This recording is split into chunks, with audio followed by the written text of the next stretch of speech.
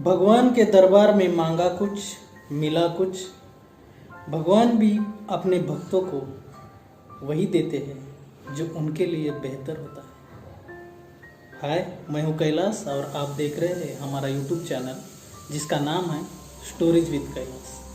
Please अगर आपको हमारी स्टोरीज अच्छी लगती है तो अपने दोस्तों के साथ शेयर कीजिए, लाइक कीजिए और सब्सक्राइब भी कीजिए।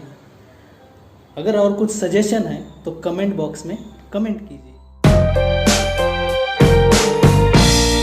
तो चलो आज एक स्टोरी बताने जा रहा हूँ। एक बार की बात है, एक चिड़िया थी, उसको बच्चे होने वाले थे और उसको एक सुंदर आशियाने की ज़रूरत थी।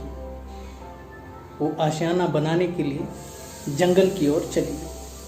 वो जंगल में जाने के बाद उसको दो पेड़ दिखे जो नदी किनारे थे। वो एक पेड़ के ऊपर गई और उस पेड़ को पूछा कि क्या मैं आपके ऊपर मेरा आशियाना, मेरा घर बना सकती हूँ। तो उस पेड़ ने उसको मना कर दिया। तो वो दूसरे पेड़ के पास चली गई, उस पेड़ को पूछा तो उस पेड़ ने उसको इजाज़त दे दी। तो उसने अपना घर वहाँ पे बना लिया। कुछ दिनों बाद उस जंगल में बारिश हो गई और बारिश की वजह से तेज बाढ़ आ गई। वो दोनों पेड़ नदी किनारे थे। जिस पेड़ ने उसको मना किया था वो पेड़ उखड़कर बाढ़ की वजह से नदी में बहने लगा। ये देखकर अन्य पेड़ पर बैठी हुई चिड़िया बोली, जो दूसरों की मदद नहीं करते उनके साथ यही होता है। कभी कभी भिखारी भी किसी की मदद कर देते हैं। बहते हुए पेड़ ने बहुत ही शालीनता के साथ इसका जवाब दिया, ऐसा बिल्कुल नहीं है, मेरी जड़ें कमज़ोर थी, मैंने आपको मना कर दिया क्योंकि मैं नहीं चाहता था मेरी वजह से आपके नन्हे बच्चों का और आपका भविष्य अंधकार में चला जाए, बह जाए।